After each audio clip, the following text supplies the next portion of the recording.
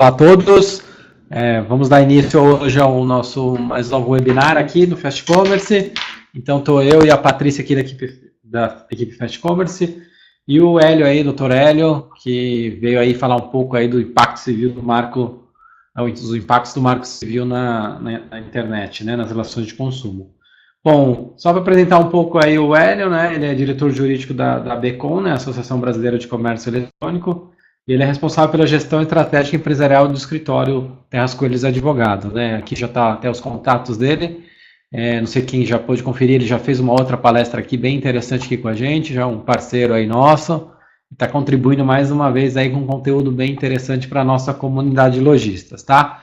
Então, pessoal, eu só, antes de passar para ele dar início à palestra, eu vou só passar com as instruções básicas, enquanto eu coloco aqui a pergunta do áudio.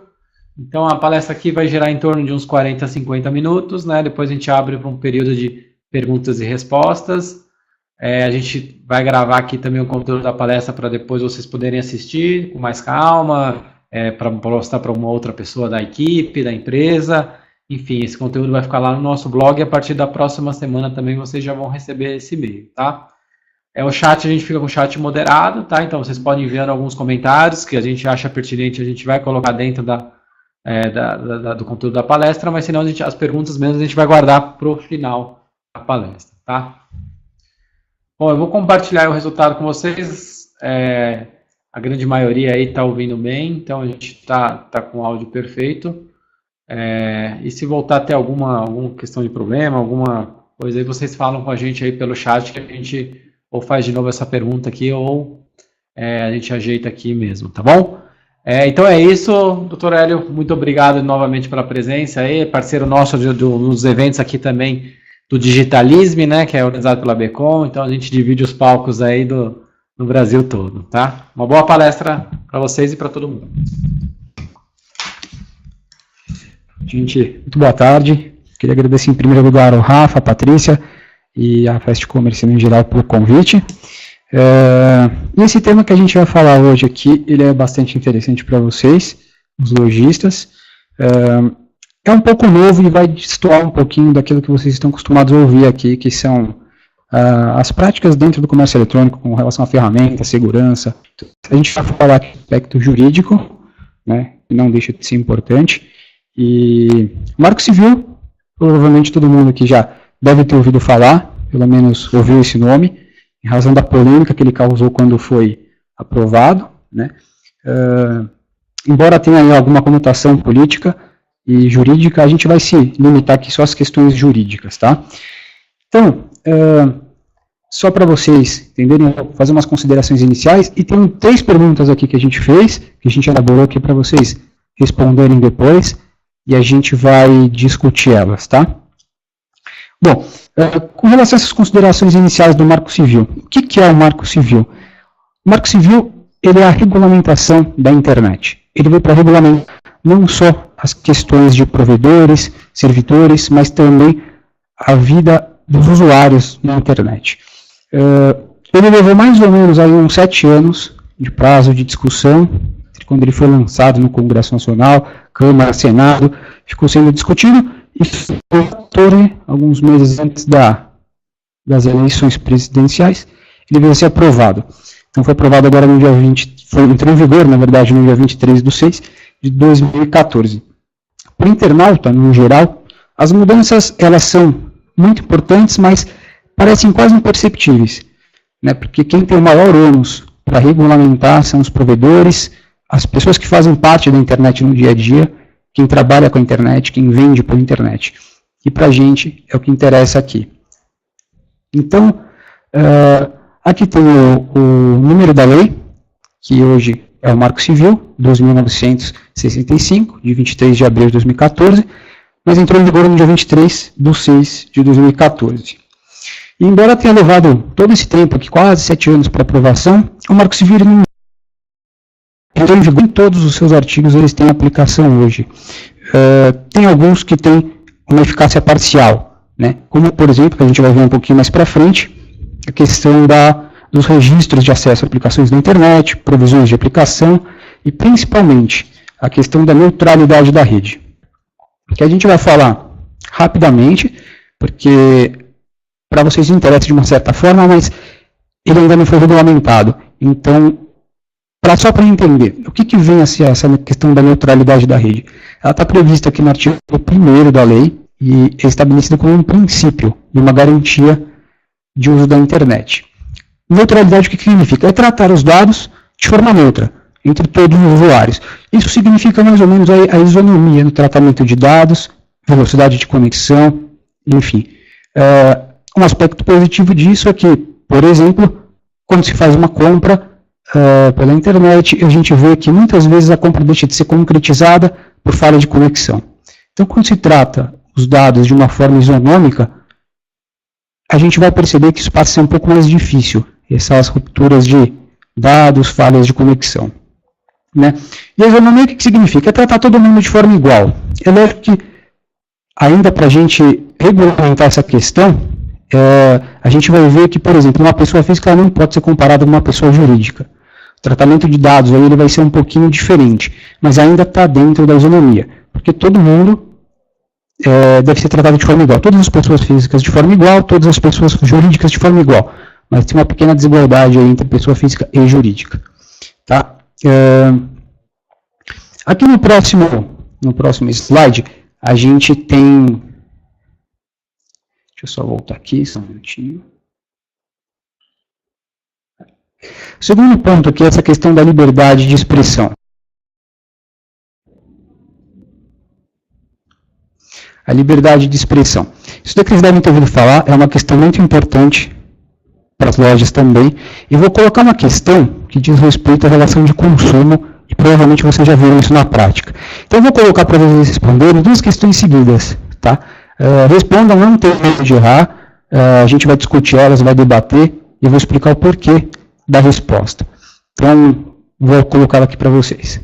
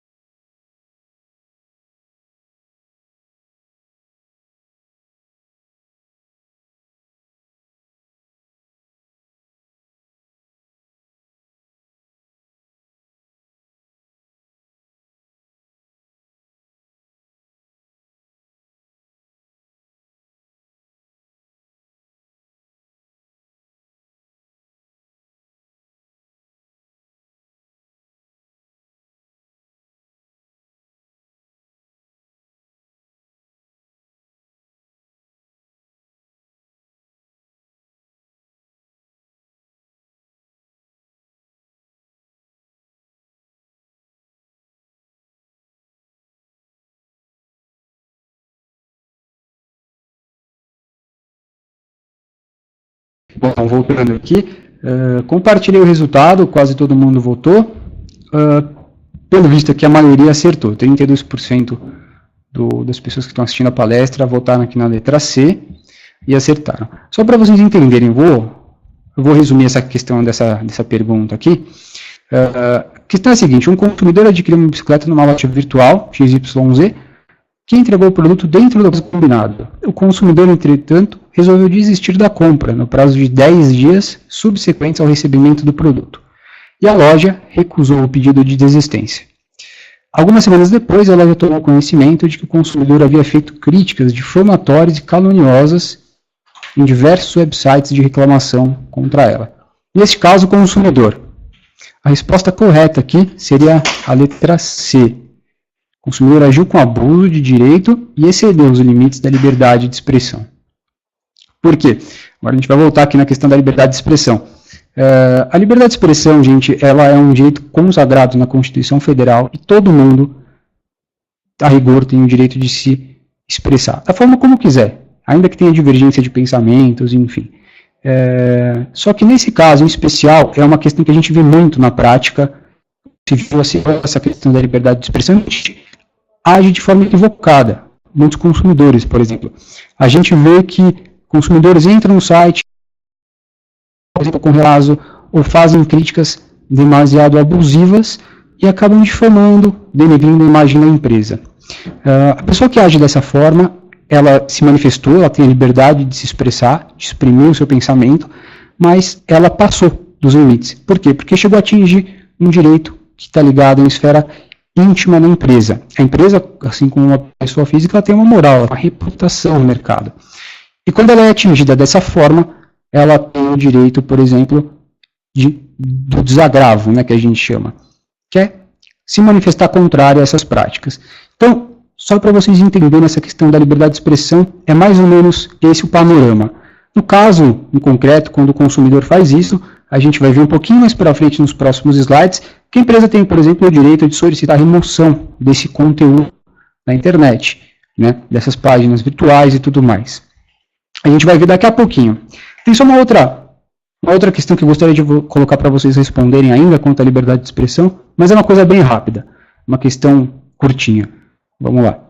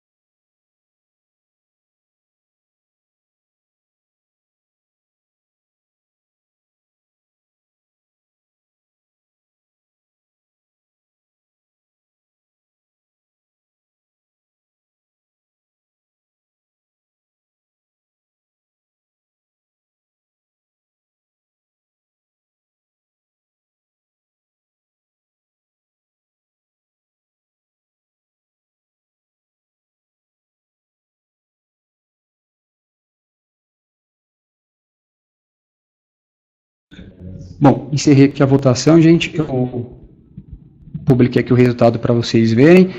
Aqui, no caso, a maioria também acertou a resposta, assegura todo e qualquer indivíduo. Na verdade, foi o que a gente falou agora há pouquinho, né? As outras respostas elas estão erradas, porque ela não é assegurada apenas a alguns indivíduos, mas todos, pelo menos é como a Constituição Federal fala. Ela não é passível de censura, e ela também não é permitida somente na forma verbal. Ela é livre, você pode exprimir a sua vontade de pensamento da forma como você quiser. Pode ser tanto por expresso, escrito, de carta, e-mail, na internet, de qualquer forma. E a última, que é a letra E, também está errada, porque a gente encontrou uma certa. Vamos voltar aqui para a questão. Um outro princípio importante que o Marco Civil trouxe é a questão da privacidade. Isso também diz muito a respeito no dia a dia das lojas virtuais. Por quê? Porque vocês trabalham com muitos dados, coleta de dados e informações de consumidores. O Marco Civil ele positivou esse princípio da privacidade e ele está tratando ele de uma forma bem rigorosa, né? O que é que consiste essa questão da privacidade? É o direito do consumidor, por exemplo, não ser fiscalizado. Essa questão da privacidade, a gente vai ver mais para frente, ela também implica em algumas práticas de marketing, remarketing, marketing dirigido. Tá? A gente vai ver um pouquinho mais para frente e consiste basicamente, então, no direito do consumidor não ser fiscalizado e não ter os seus dados divulgados. Tá? Vamos passar aqui. Num contexto geral, se a gente for observar o Marco Civil, a gente vai notar que ele foi feito basicamente para regulamentar as questões de telefonia e provedores de internet, que são, a gente sabe, as pessoas, empresas, pessoas jurídicas que oferecem essa prática no mercado, a internet, então veio para regulamentar essas questões.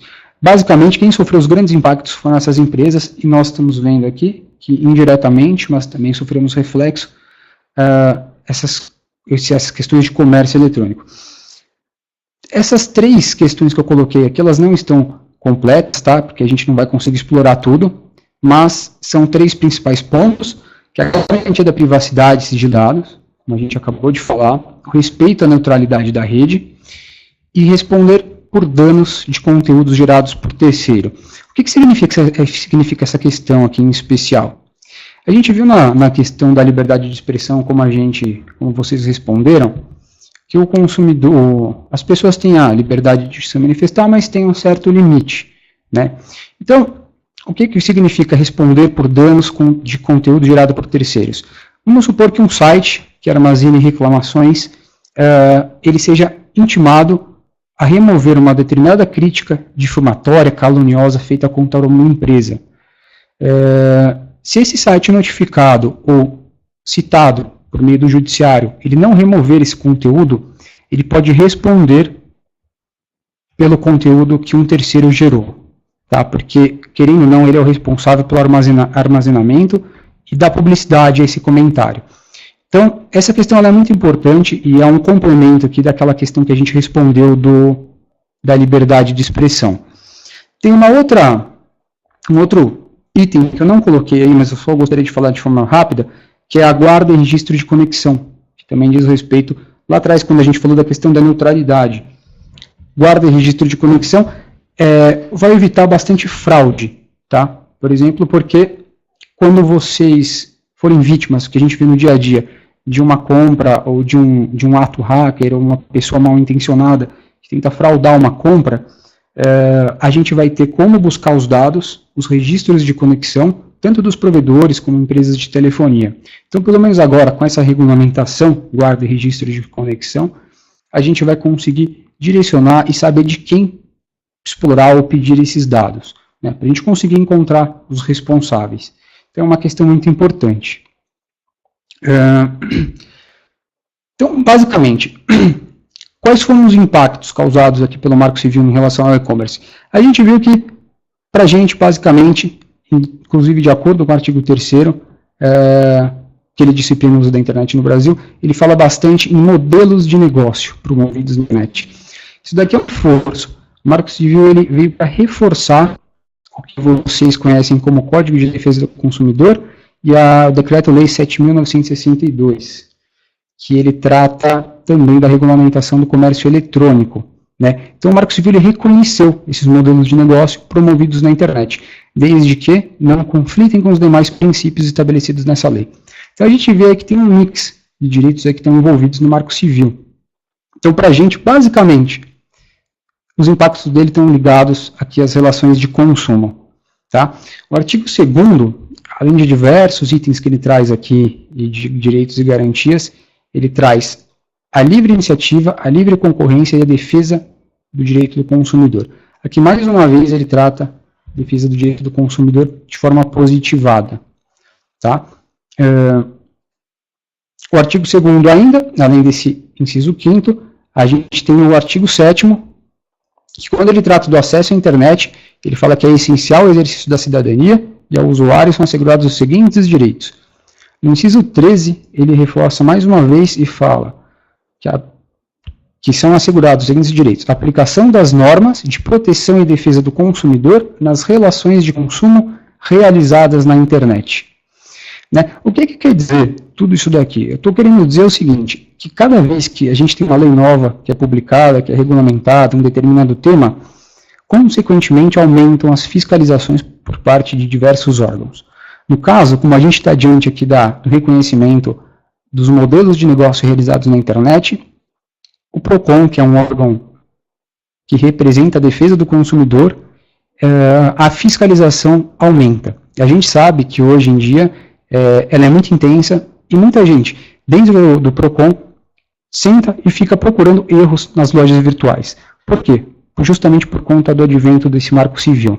Tá? Então, é muito importante que a gente observe tanto o Código de Defesa do Consumidor, como o decreto 7962 de 2013, que veio para regulamentar as relações de consumo, para deixar tudo muito bem redondo, tudo muito certo, inclusive com relação a contratos, que a gente vai ver daqui a pouquinho, e para evitar qualquer tipo de autuação, multas e suspensão do site, enfim. Aqui, só para a gente complementar agora essa questão. Quais são os direitos que a loja virtual deve ter? Quando a gente estuda aqui o Marco Civil, a gente vê que ele tratou da questão da privacidade, guarda e sigilo de dados, e a questão do marketing e remarketing. Essa questão aqui ela é bastante importante. Nos painéis próximos a gente vai explorar um pouquinho mais esse tema. Então, o que o Marco Civil tem falado? A gente consegue perceber, estudando ele, que ele determina que a revisão dos contratos, políticas de relacionamento. Normalmente, a gente está acostumado a entrar nos sites e a gente vê políticas de privacidade, segurança, uso de informações, envios de e-mail, formas de pagamento, enfim. Cada loja costuma adotar de uma forma essas políticas de relacionamento, né? Todas essas questões aqui, elas devem ser bem observadas com o advento do Marco Civil. É uma questão muito importante regulamentar por conta do artigo 7º, que aqui a gente vai ler só para vocês entenderem o porquê dessa questão da regulamentação. O artigo 7º ele fala o seguinte: o acesso à internet é essencial ao exercício da cidadania, e aos usuários são assegurados os seguintes direitos. No inciso 8, ele fala o seguinte: são assegurados os seguintes direitos: informações claras e completas sobre coleta, uso, armazenamento, tratamento e proteção de dados pessoais que somente poderão ser utilizados para finalidades que... Aí aqui tem que justifiquem a sua coleta. No caso para vocês, como vocês trabalham com venda online, é plenamente justificável a coleta dos dados, para vocês saberem quem é o consumidor, até mesmo para poderem entregar no endereço correto, né? Então, justifica a coleta ou coleta de dados. No item B, fala que não sejam vedadas pela legislação. A gente não encontra nenhuma outra lei no ordenamento jurídico, nenhuma outra regulamentação que proíba no comércio eletrônico a coleta dos dados.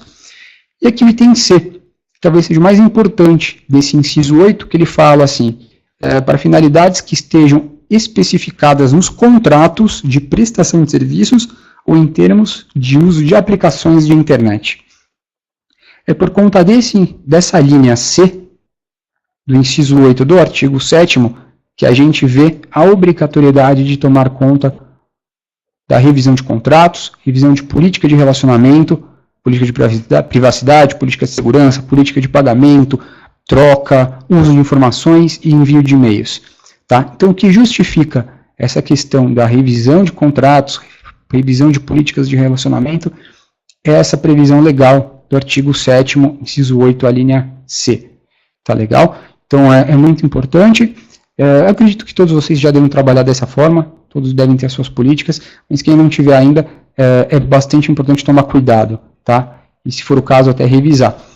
O próprio artigo 7º, no momento, aqui no inciso 9 e inciso 10, ele traz duas outras informações que dizem respeito ao contrato e também às políticas de relacionamento. Aqui o inciso 9 ele fala, que é muito importante, que são assegurados os seguintes direitos: consentimento expresso sobre coleta, uso, armazenamento, tratamento de dados pessoais, que deverá ocorrer de forma destacada das demais cláusulas contratuais. Vocês podem ver que aqui ele fala de uma forma bem clara e bem objetiva, que essas cláusulas elas deverão ocorrer de forma destacada das outras cláusulas do contrato. O que é que vem a ser destacada? O primeiro momento que a gente entende de destaque é da forma como o texto se apresenta aqui para vocês. Quando o contrato ele é feito, por exemplo, uma letra tamanho 12, qualquer modelo de formatação da letra, a gente vê um destaque aqui. Está em negrito, está sublinhado, a letra é um pouquinho maior. Então, a princípio, o que vinha a ser o destaque das demais cláusulas contratuais é essa forma de apresentação do texto. Tá? É bastante importante fazer essas alterações. No inciso 10, uma questão que é nova, e também muita gente não concorda, muita gente reluta por conta disso, que é a exclusão definitiva dos dados pessoais de quem tiver fornecido determinada aplicação de internet, a seu requerimento ou ao término da relação entre as partes, ressalvadas as hipóteses de guarda obrigatória de registros previstas na lei. O que significa isso? Só um exemplo para vocês conseguirem compreender.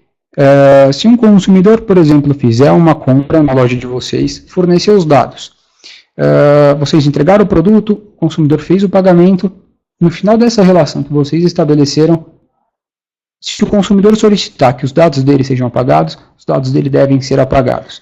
A divergência que gera é essa questão dessa ressalva, que fala ressalvadas as hipóteses de guarda obrigatória de registros previstas na lei. Nos artigos anteriores do Marco Civil, ele fala que devem ser guardados por pelo menos 6 meses, né, os dados de cadastros feitos tanto por consumidores ou por qualquer outra pessoa. Não só registro de dados, mas também logs, provedores de conexão devem guardar. Então, são questões previstas na própria lei. Tá? Essas são as únicas ressalvas. Mas, no artigo 8º...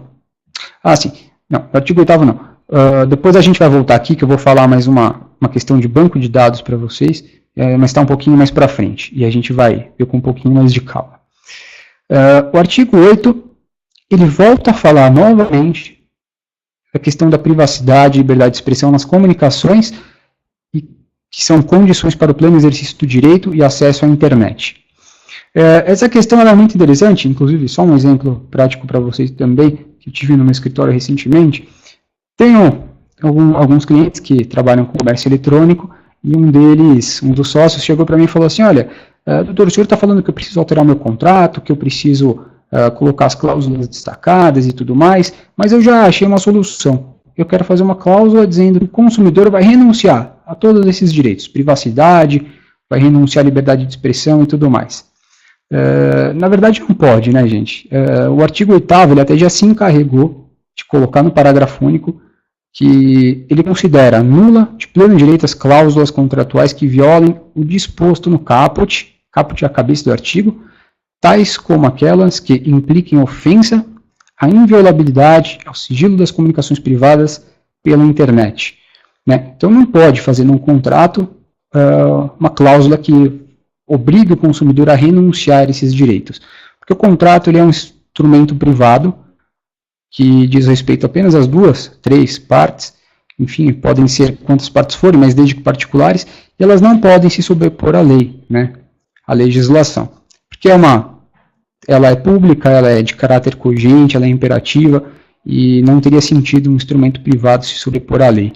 Tá? Eu falo isso porque é muito importante, eu não vi só uma vez, vejo com uma certa frequência, então acho que é uma informação bem válida para trazer aqui para vocês. Manuseio e utilização dos dados. Essa daqui é uma questão bastante importante. Vejo muita gente que trabalha com marketing, por exemplo, divulgar ou trocar informações de dados de consumidores que têm registro nas lojas. E o Marco Civil ele trouxe aqui uma situação um pouco radical com relação a isso. Né? Quando o manuseio tiver uma divulgação, o vazamento de dados de clientes pela internet, a gente tem entendido no Marco Civil essa mensagem que a gente colocou aqui, que essa utilização e divulgação indevida dos dados dos usuários gera responsabilidade civil pela violação da privacidade e é punida com danos morais e materiais na proporção do prejuízo. Tá? Proporção do prejuízo é evidente que é uma questão um pouco subjetiva, depende da extensão do dano, né, mas se houver alguma falha, por exemplo, do site, que tem a obrigação de tomar conta dos dados do consumidor e, porventura, deixar esses dados vazarem, pode haver, eventualmente, aí uma indenização. Tá legal? Tanto moral como material. Mas essa aqui é uma questão que acredito que todos já saibam, muita gente toma cuidado com isso. Então, é uma informação válida, mas é nova, que foi positivada aí pelo Marco Civil também. O Código de Defesa do Consumidor, acredito que vocês já devem ter ouvido falar, no artigo 37, ele estabelece praticamente uns 20 incisos. Né? E ele fala de várias práticas aí de publicidade que são enganosas ou abusivas.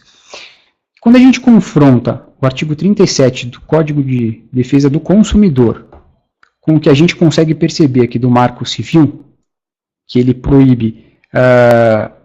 que ele assegura aos consumidores a questão da privacidade, sigilo de dados, a gente percebe que eles entram em harmonia, esse artigo 37, com as disposições do Marco Civil, principalmente com relação a essas três questões: cookies, spam e marketing dirigido. Tá? Essas questões aqui, eu tenho visto na prática que judiciário, né, que muitos juízes têm considerado essas práticas aqui, quando elas são reiteradas ou quando elas são muito agressivas, têm considerado elas como práticas abusivas. Tá legal?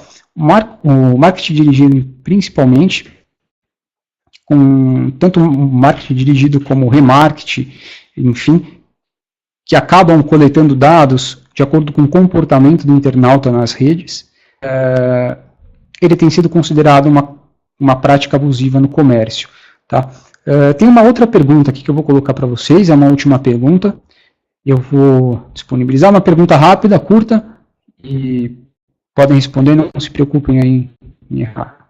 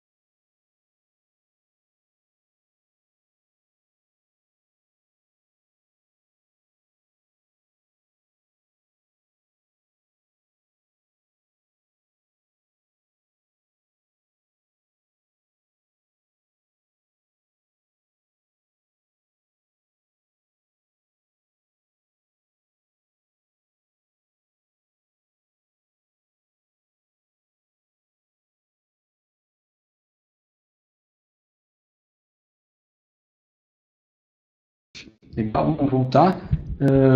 Mas essa questão aí que a gente falar do marketing dirigido, as questões, a maioria das pessoas aqui acertou, quem errou não tem problema. A resposta correta aqui é a resposta C, tá, gente? O marketing dirigido ele não foi abolido, ele permanece válido, mas há limites, tá? Há restrições, como a gente falou.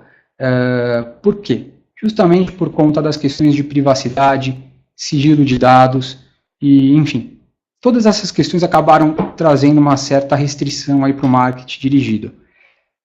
Muita gente contesta isso, muita gente diz que não tem, que na verdade não tem restrição, mas o que a gente vê do judiciário é isso. Eu não estou aqui para discutir com vocês o que realmente se foi proibido, se não foi. Eu quero só passar uma informação intermediária e prática, o que a gente tem visto na prática. Tá? Então, mais uma vez, por que é importante alterar as questões contratuais? Justamente para poder pedir a autorização, aqui o consentimento expresso do usuário na coleta e uso de dados para práticas de marketing, remarketing, retargeting, enfim, para essas práticas num contexto geral marqueteiras. Tá legal? Essas são as principais questões. Aqui o Código de Defesa do Consumidor, ele já traz uma previsão expressa sobre banco de dados e cadastro de consumidores.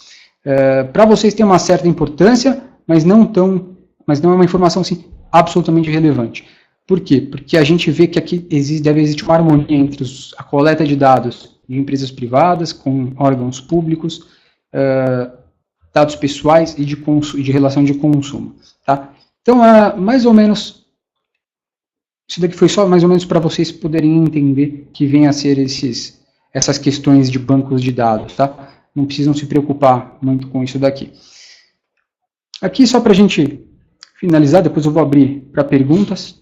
Tem alguns pontos positivos e negativos do Marco Civil para a gente aqui do e-commerce, né? Pontos positivos. Direito de acesso à internet a todos, que foi assegurado pelo Marco Civil, que vai, obviamente, aumentar o número de internautas, vai aumentar a possibilidade de compras pela internet, porque o Marco Civil veio para expandir as questões territoriais que não tinham acesso e tudo mais. A neutralidade da rede, como a gente falou em cima também, isso vai influenciar, vai minimizar, aliás, a questão das falhas de conexão na hora de compras de produtos, e, enfim. Liberdade dos modelos de negócio, ele positivou essa questão também. O comércio eletrônico, o e-commerce, ele não era positivado, a gente só tinha uma lei que também era recente, de 2013, que é aquele decreto que eu falei para vocês, 7.962, que veio para positivar as questões de comércio eletrônico, mas ele não tratava expressamente da liberdade dos modelos praticados na internet. Então, o Marco Civil veio para reconhecer, e isso é um ponto positivo. E aqui um último ponto positivo é o combate à fraude, que a gente falou lá em cima, sobre a guarda e registros de dados por 6 meses por empresas que são provedoras de internet, de conexões, empresas de telefonia, que agora quando uma empresa for vítima de fraude, a gente já vai poder direcionar a investigação para essas empresas, né, que elas ficam obrigadas a guardar os registros por pelo menos 6 meses. Esse prazo gera muita crítica por diversos profissionais que dizem que o prazo é muito curto, deveria ser muito maior. Em outros estados, outros países, esses prazos são um pouco mais longos e existe um pouco mais de rigor no tratamento dessa guarda. Mas, pelo menos aqui para a gente foi um começo, e é importante vocês saberem disso daqui. Pontos negativos, a gente tem a restrição do marketing e a ordem judicial. Isso daqui eu acabei não falando para vocês, mas eu vou comentar agora. Essa ordem judicial para remoção de conteúdo ofensivo está ligado àquela questão que a gente colocou no começo, a primeira questão, consumidor que reclama ou faz críticas ofensivas a uma determinada empresa. Né? Essa questão da ordem judicial para remoção de conteúdo, ela foi bem criticada na prática, porque o Marco Civil ele trata obrigatoriamente da ordem judicial para determinar a remoção de um conteúdo. Isso hoje. Antes da regulamentação do comércio eletrônico, o judiciário estava entendendo que as empresas podiam simplesmente notificar essas lojas que armazenam reclamações. Uma simples notificação já era o suficiente para fazer as empresas removerem um conteúdo ofensivo. Então, hoje, o Marco Civil ele acabou atrasando um pouquinho, foi um certo retrocesso que exige a ordem judicial para a remoção desses conteúdos. Tá legal? Como eu prometi aqui para o Rafa e para a Patrícia, eu falei que eu ia expor mais ou menos o que eu tinha para falar em uns 40 minutos. Eu vou deixar aberto aqui 20 minutos para perguntas. Vocês fiquem à vontade para fazer perguntas, seja com relação ao Marco Civil ou relação de consumo, que a gente colocou aí para vocês, que ambos são, eles interagem, eles se integram, né? Então, fiquem à vontade. Quem não quiser fazer pergunta, quem quiser guardar o meu e-mail, tem o meu e-mail aqui, podem mandar perguntas também. Fiquem à vontade, agradeço a atenção de todos e boa tarde. Valeu, Hélio, muito bom. Assunto aí bem polêmico aí, e acho que foi bem explicado, né? Acho que foi bem pontuado por você. Então tá bom, gente, vamos abrir agora para perguntas. Eu vou só cortar o áudio aqui rapidinho, enquanto a gente altera o layout aqui da tela para ficar mais fácil de visualizar as perguntas, tá bom? Podem enviar, a gente já recebeu algumas aqui da Maísa, do Robson, e podem enviando mais aí que a gente vai passar aqui para o Hélio.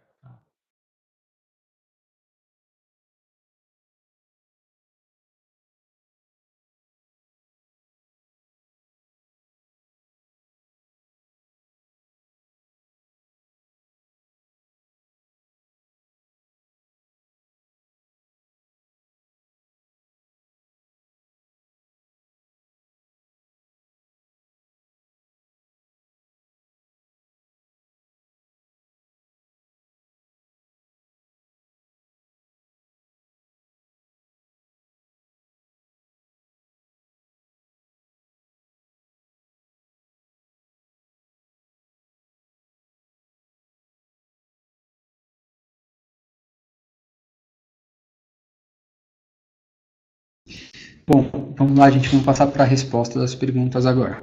Foi enviada uma pergunta aqui pelo Robson, que ele questiona sobre o atraso dos Correios. Ele pergunta, de quem é a responsabilidade pelo atraso? A questão é muito polêmica, a gente vê diariamente essas questões, mas basicamente, para vocês entenderem, as empresas, o Código de Defesa trata elas como uma teoria que é chamada de risco do negócio, né? quando você assume um negócio, você assume também os riscos do empreendimento. Então, se você, por exemplo, fechou uma compra, você enviou pelos correios, o correio atrasou, quem é que vai responder perante o consumidor? É a empresa, tá? Eu sei que é polêmica a questão, muita gente retruca, muita gente não gosta de ouvir isso, mas é o que acontece, é o que a lei fala, tá? Então, quem vai responder perante o consumidor é a empresa. O que acontece com a empresa dos Correios? Ela foi a grande responsável pelo atraso e ela que gerou o problema. Então, primeiro, a empresa vai responder perante o consumidor e depois, como a gente chama de ação de regresso, o Correio vai responder perante a empresa. Então, a gente vai ter uma relação triangular aí. Primeiro, a empresa responde perante o consumidor e depois a empresa processa o Correio.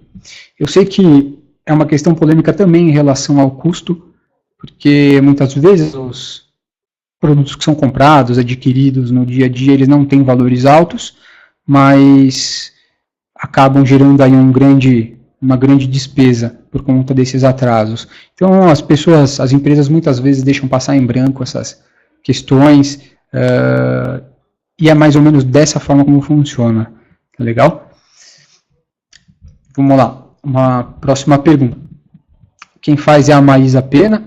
Ela pergunta o seguinte: o marketing dirigido que oferece informação ao consumidor e não ao produto também está sendo tratado da mesma forma restritiva pelo judiciário? Mas, na verdade, a resposta é positiva, tá? O marketing dirigido que oferece informação ao consumidor e não ao produto também está sendo tratado, principalmente quando ele diz respeito a dados do consumidor, né? Colheita de dados, e você vai reutilizar os dados desse consumidor para enviar eles outro marketing dirigido. Como a gente colocou, a única forma de você conseguir quebrar essa questão de privacidade, de sigilo de dados, é solicitando na hora da contratação a permissão do consumidor em querer receber outras propagandas da empresa. Tá bom? Mais ou menos isso. Aqui tem uma outra pergunta da Maísa Pena também. Ela questiona o seguinte: se minha loja for vítima de difamação e eu conseguir uma ordem judicial para que o conteúdo prejudicial seja retirado de um site de reclamações, o site de reclamações pode proibir publicar algo como a reclamação do consumidor fulano de tal contra a loja X foi retirada por ordem judicial? Na verdade, sim, mas não tem restrição quanto a isso, e até, de certa forma, é importante que essa loja, esse site de reclamação, ele publique o motivo porque ele retirou o conteúdo ofensivo. O Código de Defesa do Consumidor também, a gente não falou especificamente sobre isso, mas ele traz alguns princípios como boa-fé, transparência.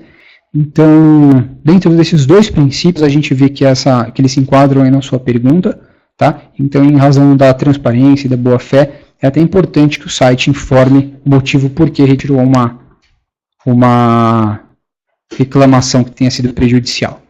Tá legal? Uma terceira pergunta que faz a Ana. Como microempreendedora individual, tenho a obrigatoriedade de emitir notas fiscais para os outros estados? Posso disponibilizar caixa postal com o endereço da empresa?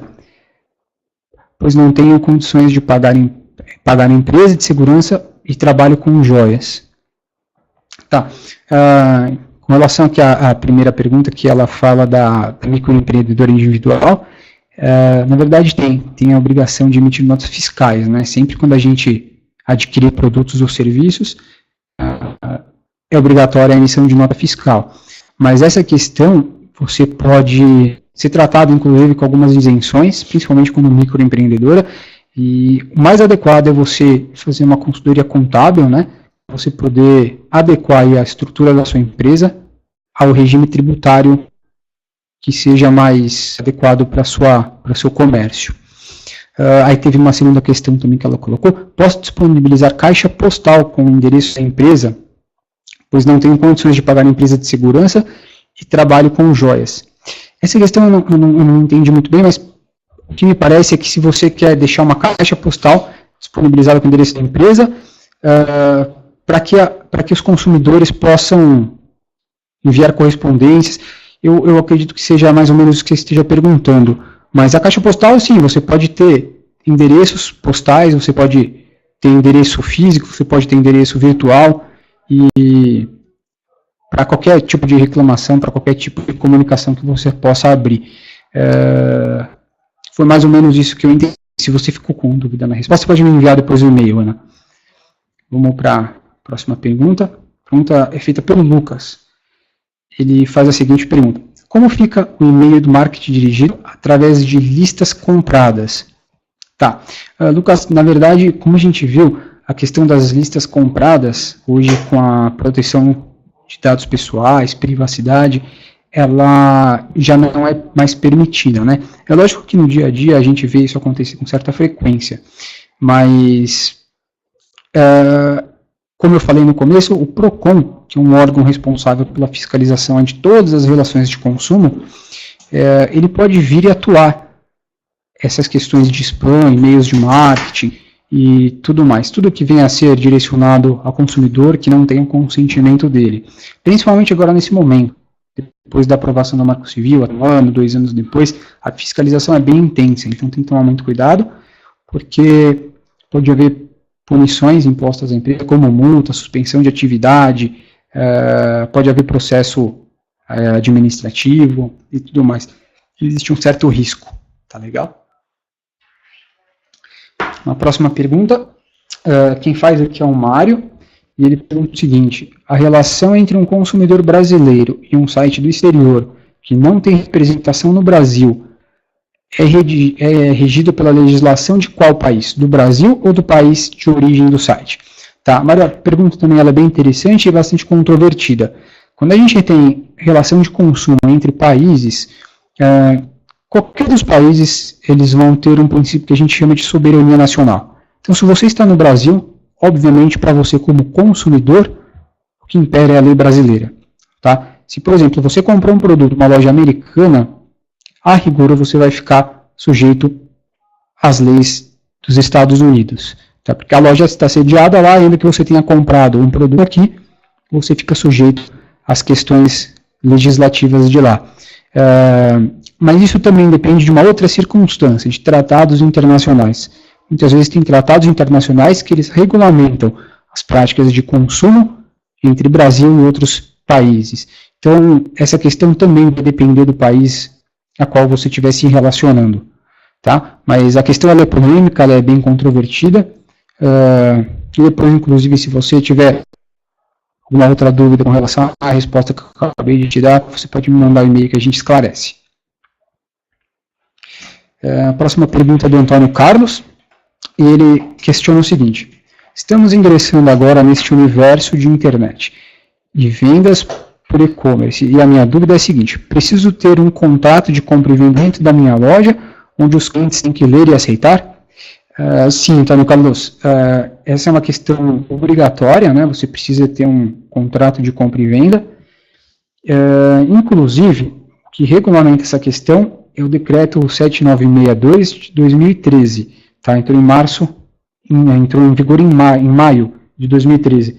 A lei completou 1 ano e alguns meses agora. Ela é nova, tá? Se você quiser anotar o número, ela é 7962 de 2013. Ela vai regulamentar exatamente o que você está perguntando e ela impõe aí a obrigação de existir um contrato e o aceite do consumidor, tá? É até uma forma segura de você conseguir efetivar a venda e se respaldar por qualquer problema. A Patrícia publicou aí para vocês o número da lei. É um decreto-lei. Ele veio especificamente para regulamentar o comércio eletrônico. Tá legal? Uma próxima pergunta. Quem faz é a Adriana Camargo. E ela pergunta o seguinte: recebo o pedido de cotação pelo meu site.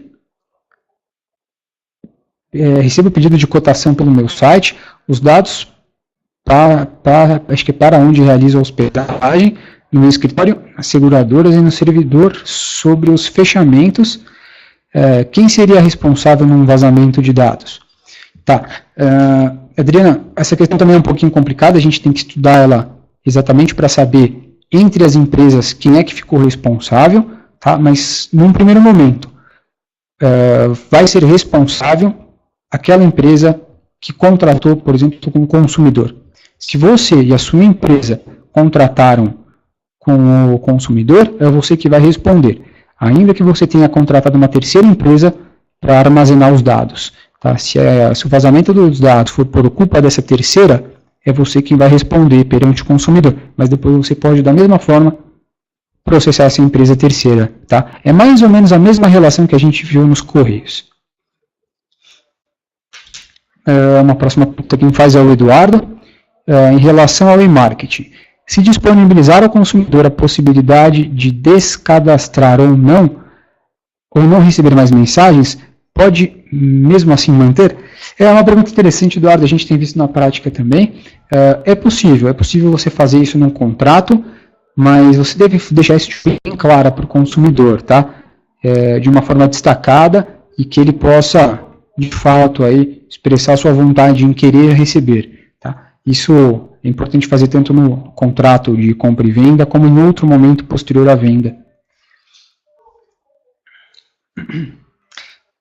Próxima pergunta que faz, Valérios, ele questiona o seguinte: estas restrições são dirigidas aos casos de e-mails ou inclui as redes sociais, no caso de informação? Na verdade, as redes sociais elas também são utilizadas aí como uma forma de marketing, né? Marketing eletrônico. Mas nas redes sociais o que a gente vê é que muitas vezes quem está logado na rede social não tem relação nenhuma com a sua empresa. Então, na verdade, você contrata com a rede social para você poder publicar, fazer um marketing, poder fazer a sua... enviar e-mails, enfim. É mais ou menos isso, mas é importante deixar claro também que esses e-mails de marketing, eles deveriam ser, a rigor, enviados para a caixa postal da própria rede social. A partir do momento que você envia para o e-mail pessoal do consumidor, a gente já cai na questão da privacidade e sigilo de dados. Tá legal? Próxima pergunta quem faz é o Alisson. Ele diz o seguinte: no caso de hacker, se a loja tomou precauções como SSL, 128 bits, boas práticas de programação, etc., mas for invadida, o dono da loja responde por isso? Alisson, na verdade, responde sim, tá? Eu sei que, diante de todas as precauções que você tomou, para o judiciário vai depender de prova, tá? Se, por exemplo, você for para o judiciário e você conseguir provar que um hacker acabou violando um sistema que era altamente seguro, pode ser que você não seja condenado por isso. Mas se mesmo assim você não conseguir provar que as precauções que você tomou não foram suficientes, ainda que sejam, por exemplo, novas, que sejam eficazes, você acaba respondendo. Então isso daí é uma questão que depende, ela é casuística, tá? Essa é a resposta. Se você ficou com dúvida, pode mandar e-mail também que a gente responde de uma outra forma. Uma outra pergunta quem faz aqui é o Lucas. Ele questiona o seguinte: em relação ao arrependimento de compras após a entrega, conforme reza a lei do e-consumidor, podemos criar uma condição de não aceitação caso a embalagem seja violada? Lucas, é uma questão importante, a gente vê assim, de forma vasta no dia a dia, e você pode criar uma condição dizendo que você não vai aceitar um produto que tenha embalagem rasgada, que o produto esteja violado. O grande problema de tudo isso é você conseguir provar, ter condição de provar que você enviou o produto em plenas qualidades e que a caixa não estava violada. Porque muitas vezes você envia o produto, o consumidor recebe e viola a embalagem, viola o produto e diz que recebeu daquela forma. É uma questão bastante complicada, também é casuística, vai depender de prova no dia a dia, mas especificamente quanto à sua pergunta, você pode sim colocar uma cláusula dizendo que depois dos 7 dias, ou aliás, dentro dos 7 dias, você vai deixar de aceitar se o produto tiver violado. Só para complementar essa questão, sempre a gente tem que pensar na boa-fé. Boa-fé objetiva tanto do consumidor como do fornecedor de produtos ou serviços. Quando a pessoa não está de boa-fé, a gente pode tomar esse tipo de medida. Tá legal? Uma outra pergunta que faz é a Ana Lúcia. Ela questiona o seguinte: já tenho um termo que o cliente pode ler que ele está ciente do sumário do contrato no ato do seu cadastro. Pergunto, preciso colocar essas novas informações no Marco Civil? E aonde consigo essas novas informações? Não, na verdade, essas informações você vai conseguir na própria lei do Marco Civil, tá? E você, mesmo você já tendo colocado um sumário do contrato, o sumário do contrato, ele se tornou obrigatório com aquele decreto que eu acabei de mencionar, 7962 de 2013, tá? Ele que obriga a colocar uma prévia do sumário, uma prévia do contrato, mas é o Marco Civil que obrigou aquelas questões de solicitação de permissão ao consumidor com relação a essas práticas de publicidade, marketing dirigido e demais práticas marqueteiras. E essas novas informações, como eu respondi, a gente só encontra aqui no Marco Civil. A outra pergunta quem faz é o Caio. Ele questiona o seguinte: numa promoção de frete grátis Brasil, o consumidor erra na digitação do endereço de entrega e, por consequência, não recebe o produto.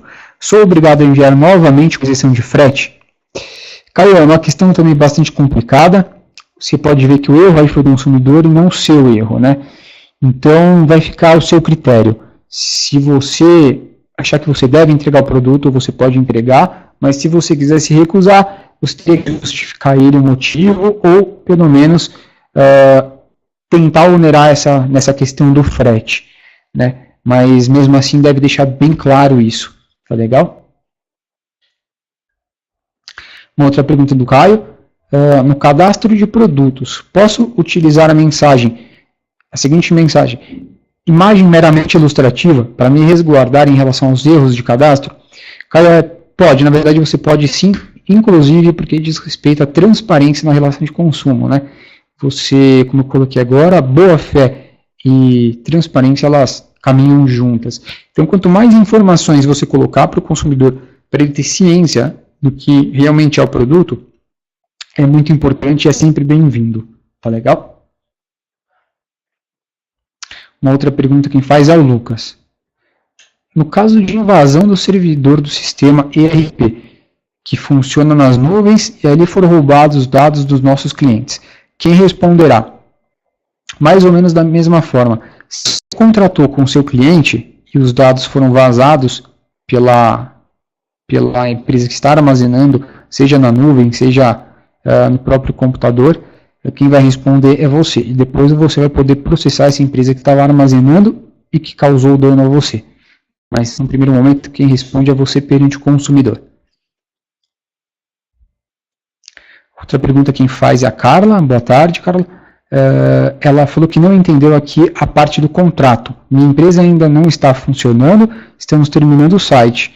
No meu caso, são vendas de roupas. Os contratos seriam com quem? Carla, na verdade, o contrato ele diz respeito sempre ao consumidor. Tá?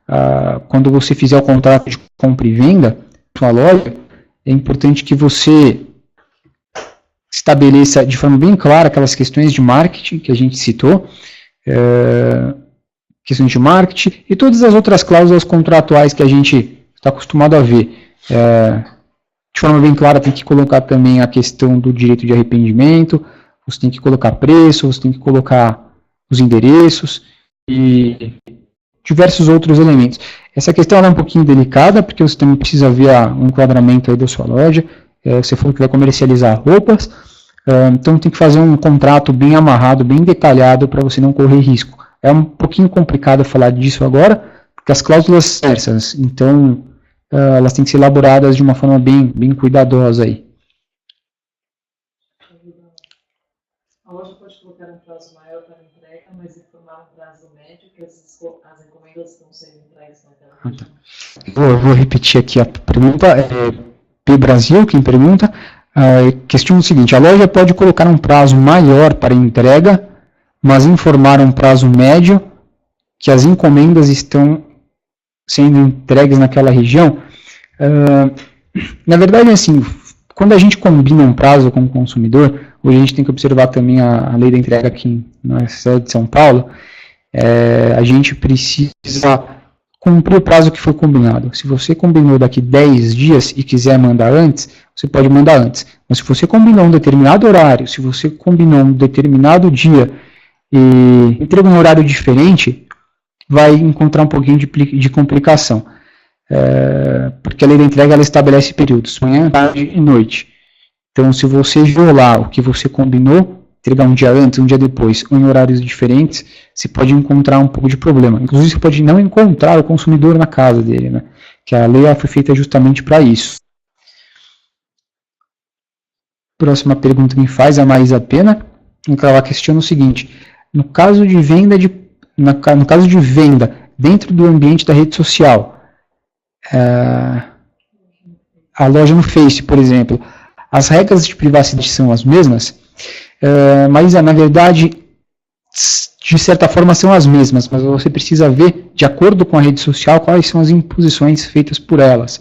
Tá? Como elas operam no Brasil, a rigor o que se estabelece é a lei brasileira, mas você precisa adequar o seu contrato com as regras de privacidade da loja. Aqui agora uma última pergunta da Maísa, ela pergunta o seguinte: minha loja venderá produtos únicos, arte e artesanato. Assim não tenho como repor produto que chegar quebrado ao cliente. Como fazer? Mas é uma questão um pouco complicada e vai dizer respeito aí à parte operacional, né? Como você trabalha com produtos artísticos, de artesanato, você deve embalar ele muito bem e se houver algum problema na hora de chegar, a mercadoria chega quebrada, com certeza o consumidor vai querer desistir da compra ou vai ter o direito de garantia e ele vai acabar conseguindo trocar isso. Então, tem que tomar bastante cuidado aí na parte operacional. Tem mais uma pergunta.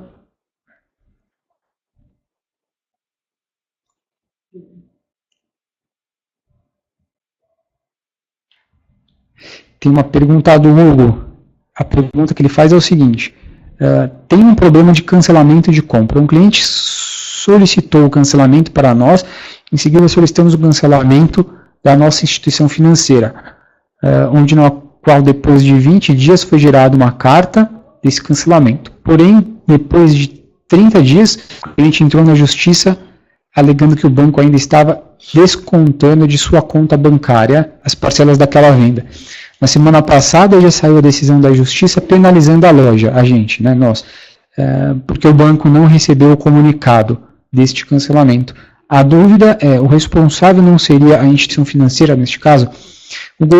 A questão é bem delicada também, mas se você conseguir provar nessa questão processual que você solicitou o cancelamento no banco, você vai conseguir isentar a sua responsabilidade. Mas para isso você precisa provar, né? Se você conseguir imprimir os documentos de solicitação do cancelamento e juntar no processo e atribuir a culpa exclusivamente ao banco, à instituição financeira, você consegue passar a culpa para eles.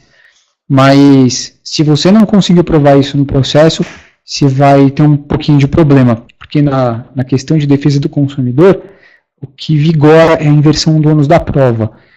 E quando o consumidor alega uma determinada situação, é ele que tem que provar. Mas, para o Código de Defesa do Consumidor, quando o consumidor alega uma determinada situação, quem tem que provar é a empresa.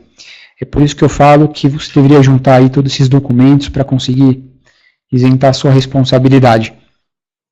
Tá legal? Então, gente, eu vou encerrar, vou ficar por aqui. Qualquer dúvida, vocês têm meu e-mail anotado, podem me mandar, fiquem à vontade. E agradeço mais uma vez a Fast Commerce. Até logo. Valeu, Enel, muito bom, muito obrigado aí pelo conteúdo. Obrigado pela participação de todos também. Então, só lembrando aí que a partir da próxima semana já está disponível aí no nosso blog o conteúdo da palestra aí, o conteúdo aqui das perguntas, tudo vai estar dentro do nosso site, tá? Eu estou colocando aqui a tela novamente aí dos contatos do Enel. Se ficou alguma dúvida específica, algum ponto aí que vocês queiram conversar, é só passar para eles depois, tá bom? Muito obrigado a todos e uma boa tarde.